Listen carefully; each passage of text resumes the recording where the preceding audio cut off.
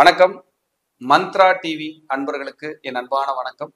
தொடர்ந்து இந்த சேனலுக்காக நீங்கள் கொடுத்து வருகின்ற ஆதரவிற்கு கோடான கோடி நன்றி. தொடர்ந்து இந்த சேனலை பாருங்க. இதில் வருகின்ற கருத்துக்கள், ஜோதிட பதிவுகள், ஜோதிட கருத்துக்கள் உங்கள் வாழ்விற்கு ஒரு வெளிச்சமாக நிச்சயமாக அமையும். தொடர்ந்து ஆதரவு தாருங்கள், பாருங்கள். இன்னைக்கு நம்ம பார்க்க இருக்கிற தலைப்பு ரொம்ப ஒரு அருமையான தலைப்புங்க. எல்லாத்துக்கும் தேவைப்படுகின்ற தலைப்பு. அதாவது வாழ்க்கை பாதையை அசைத்து பார்க்கும் ராகு கேது. இதுதாங்க இன்றைய தலைப்பு. ஆமாம் சார், ராகு கேதுவால் நாங்கள் நிறைய கஷ்டப்பட்டிருக்கோம், நிறைய துன்பப்பட்டிருக்கோம். இது எதனால் சார் வருது அப்படின்னா, அதாவது ஆதி காலத்திலிருந்தே இந்த ராகுவுக்கு கேதுவிற்கும் நமது முன்னோர்கள் மிக மிக முக்கியத்துவம் கொடுத்திருக்கிறார்கள். அந்த காலத்திலிருந்தே இந்த காலம் வரை சர்ப்ப வழிபாட்டிற்கே நமது முன்னோர்கள் மிக மிக முக்கியத்துவம் கொடுத்திருக்கிறார்கள். சர்ப்பங்கள் பார்த்தீங்கன்னா எல்லா தெய்வங்களும் தனது உடலில் சர்ப்பங்களை வைத்து கொண்டிருக்கும். விநாயகர் பார்த்தீங்கன்னா வயிற்றில் வைத்திருப்பார். பைரவர் பூணூல் மாதிரி அணிஞ்சிருப்பார், கையில் இருக்கும். கருடாழ்வார் கையிலையும் சர்ப்பங்கள் இருக்கும். பெருமாள் சர்ப்ப மேலேயே படுத்திருப்பார். சிவனுக்கு கழுத்தில் சர்ப்பம் இருக்கும். முருகர் மயில் சர்ப்பத்தோடு தான் நின்றுட்டுருக்கார். அப்போது எங்கே பார்த்தீங்கன்னாலும் இந்த சர்ப்பத்துக்கு முக்கியத்துவம் கொடுக்காம இல்லை. சர்ப்பங்கள் அப்படிங்கிறது நம்ம அது மனித வாழ்வில் பின்னி பிணைந்த ஒன்றுன்னு சொல்லலாம். அப்படிப்பட்ட ஒரு அற்புதமான ஒரு ஆற்றல் தான் சர்ப்பங்கள். இந்த சர்ப்பங்களை குறிக்கக்கூடிய கிரகங்கள் யாருன்னா ராகு கேதுன்னு நம்ம முன்னோர்கள் எல்லாம் சொல்லிக்கிட்டு வர்றாங்க. ஆனால் கேது வாழ்பகுதி, ராகு தான் பிரம்மாண்டமான தலைப்பகுதி. அப்போது ராகு தான் சர்ப்பங்களுக்கான முக்கியத்துவமான ஒரு காரக கிரகம். கேது சர்ப்பங்களுக்கான காரக கிரகமாக நம்ம எடுத்துக்க வேண்டியதில்லை. இதில் ராகுவையே பிரதானமாக நீங்கள் முன்னிலைப்படுத்தி சர்ப்பத்திற்கான விஷயமாக சர்ப்பங்களுக்கான விஷயங்களாக ராகுவை மட்டும் எடுத்துக்கொள்ளலாம். சர்ப்பம் என்பது ராகுவை குறிக்குமே தவிர கேதுவை குறிக்காது அப்படின்றது ஒரு முக்கியமான விஷயம். ரைட். இப்போது தோஷத்தை கொடுக்கறதுல கேது அதிகமாக செய்வாரா ராகு அதிகமாக செய்வாரா சார்னா ராகு தான் அதிகமாக கொடுப்பாருங்க. கேது சைலண்ட், அமைதியாக இருப்பார். தண்டனை பிரச்சனை தண்டிச்சிருவார். ஆனால் ராகு இல்லை, ஆட விட்டு பிரச்சனை பண்ணி தண்டனை கொடுப்பார். அப்போ அங்கே தான் விஷம் அதிகமாக இருக்குன்னு சொல்ல வர. அப்போது இந்த ராகு கேதுக்களால் ஒரு மனிதன் எப்படி பாதிக்கப்படுகிறார், என்ன மாதிரி துன்பங்களை எல்லாம் அனுபவிக்கிறார் அப்படிங்கிறத நம்ம இன்னைக்கு கிளியர் கட்டாக பார்ப்போம்.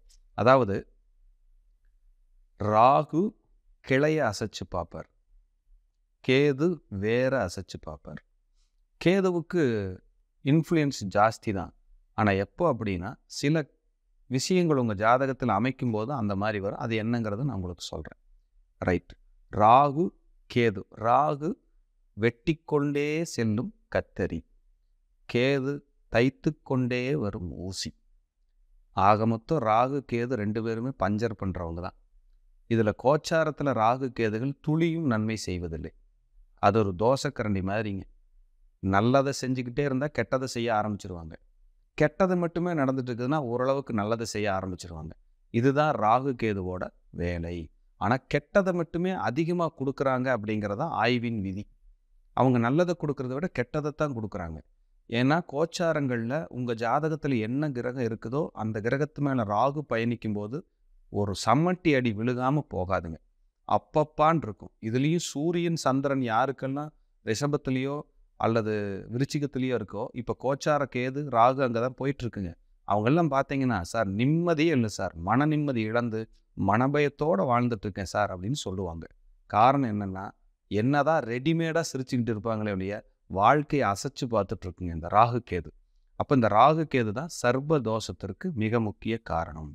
தனித்த ராகு கேதுக்கள் ஒன்றும் செய்யாது. தனியாக இருக்கிற ராகுவோ தனியாக இருக்கிற கேதுவோ சைலண்ட்டாக இருக்குங்க.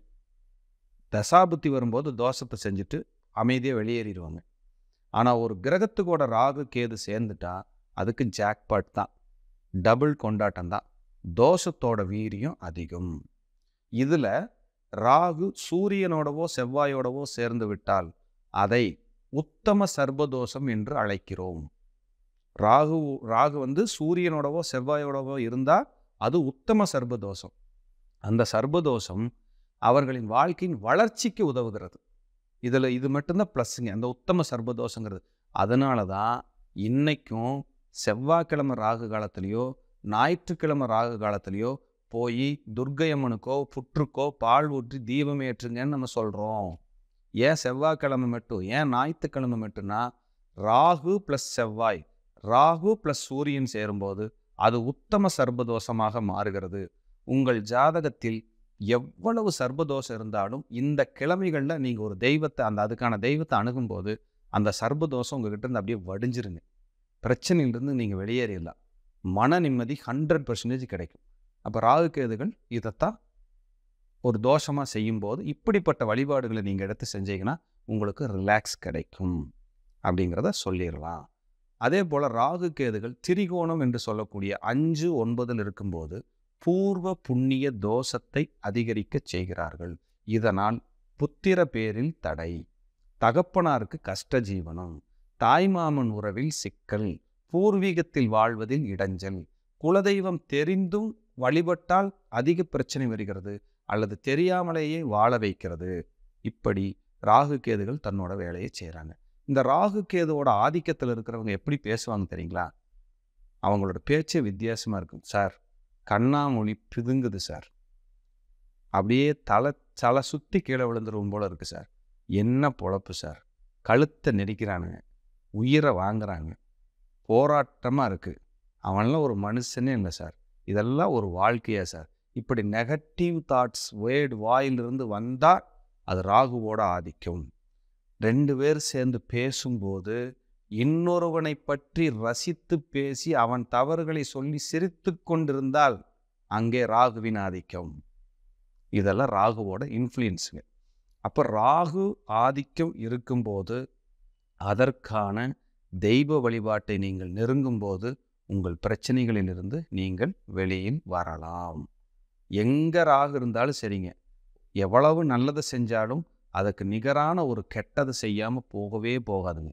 8ஆம் இடத்துல ராகு இருக்கிறவங்கெல்லாம் பேராசையால் எல்லாத்தையும் இழந்திருக்காங்க. சுக்கிரனோட ராகு இருக்கிறவங்கெல்லாம் பேராசையால் ஷேர் மார்க்கெட்டு அது இதுன்னு சொல்லி பணத்தை போட்டு நிறைய பாதிச்சிருக்காங்க. குருவோட ராகு இருக்கவங்கெல்லாம் பெரும் பணத்தை இழந்திருக்காங்க. சனியோட ராகு இருக்கவங்கெல்லாம் நிறைய தொழில் செஞ்சு கஷ்டப்பட்டிருக்காங்க, போராடிட்டு இருக்காங்க. சனி ராகு, சூரியன் ராகு, செவ்வாய் ராகு, இந்த காம்பினேஷன் எல்லாம் பார்த்தீங்கன்னா பூர்வீகம் இருந்தும் அனுபவிக்க முடியாமல் வேடிக்கை பார்க்கின்ற பூர்வீகமாக மாறி இருக்கிறது. இதையெல்லாம் நீங்கள் இந்த ராகுவோட இன்ஃப்ளூயன்ஸில் நீங்கள் பார்த்துக்கிட்டே வரலாம். அப்போது மனித வாழ்க்கையில் இந்த ராகு கேதுவோட பங்கு அதிகம்ங்க. நான் பேசியிருக்கிறது ஜென்ரலான விஷயங்கள் தான். உங்கள் ஜாதகத்தில் எப்படி இருக்குன்னு எனக்கு தெரியல, ஆனால் இப்படியெல்லாம் இருந்தால் இந்த தோஷத்தை அதிகரிக்க செய்துன்னு சொல்கிறேன். ஒருத்தர் சர்ப்பதோஷத்திலிருந்து ஈஸியாக வெளியேறணும், நிம்மதியாக இருக்கணும்னு நீங்கள் நினச்சிங்கன்னா நீங்கள் தேர்ந்தெடுக்க வேண்டிய கிழமை செவ்வாய், ஞாயிறு. இப்போ எங்கிட்ட யாராவது சர்ப்பதோஷம் அதிகமாக பாதிக்கப்பட்டு வந்தாங்கன்னா செவ்வாய்க்கிழமையிலேயோ அல்லது ஞாயிற்றுக்கிழமையிலேயோ ஈரோடிலே அமைந்திருக்கின்ற கொடுமுடி என்ற ஊரிலே இருக்கின்ற மகுடேஸ்வரர் என்ற ஆலயத்தில் தெற்கிலிருந்து வடக்கு நோக்கி பாய்கின்ற ஆறிலே குளித்துவிட்டு விநாயகருக்கு பிரார்த்தனை செய்து அங்கே இருக்கிற சிவன், பிரம்மா, விஷ்ணு தரிசனம் செய்து விட்டு வந்தால் அந்த சர்ப்பதோஷம் தன்னுடைய வீரியத்தை குறைத்து கொள்கிறது அப்படிங்கிறத நான் என்னுடைய ஆய்வில் எடுத்திருக்கேங்க. அதனால தான் என் கிளைண்ட்ஸ் யார் வந்தாலும் இந்த சர்ப்பதோஷத்துக்காக யாராவது பரிந்துரை பண்ணுறேன், இல்லை நீங்கள் போய் ஏன்னா என்னுடைய பரிகாரத்தை விட வழிபாடுக்கு தான் நான் ரொம்ப முக்கியத்துவம் கொடுப்பேங்க. பரிகாரங்கிறது இன்னொருத்தரை வச்சு செய்கிறது, வழிபாடுங்கிறது நீங்களே செய்கிறது. அப்போ உங்களுக்கு தீர்வு உங்ககிட்டயே இருக்குன்னு நான் சொல்ல வரேன். நீங்களே போய் அந்த கோயிலில் ஒரு வழிபாடு பண்ணிவிட்டு செவ்வாய்க்கிழமை ராகு காலமோ, ஞாயிற்றுக்கிழமை அல்லது ராகு காலம், செவ்வாய்க்கிழமை 3 to 4:30, ஞாயிற்றுக்கிழமை 4 to 4:30 to 6. ஸோ இந்த டயத்தில் போய் அங்கே நீங்கள் பிரார்த்தனை பண்ணிவிட்டு கருப்பு முழு உளுந்து கொள்ளு தானம் பண்ணி வெள்ளி நாகர் வாங்கி உங்கள் தலையை 21 முறை சுற்றி உண்டியலில் செலுத்தி வந்தால் உங்களுக்கு சர்ப்பங்களால் ஏற்பட்டிருக்கின்ற பீடைகள் விலகி மன நிம்மதியை கொடுத்து முதலில் சந்தோஷப்பட வைக்கும். இந்த சர்ப்பதோஷங்களால் பாதிக்கப்பட்ட ஜாதகங்கள் 80% எவோ கட்டாயம் இருக்குங்க. அவங்களுக்கு தலை சிறந்த கிழமை, இந்த கிழமையில் நீங்கள் போய் பண்ணால் உங்களுக்கு புண்ணியம் பெருக ஆரம்பிக்கும் என்று சொல்லி மீண்டும் ஒரு நல்ல பதிவிலே சந்திக்கிறேன். அதுவரை உங்களிடமிருந்து தற்காலிகமாக விடைபெறுவது அவினாசி ஜோதிலிங்கம். நன்றியும் வணக்கமும். வாழ்க வளமுடன். தொடர்ந்து இந்த சேனலுக்காக நீங்கள் கொடுத்து வருகின்ற ஆதரவிற்கு கோடான கோடி நன்றி.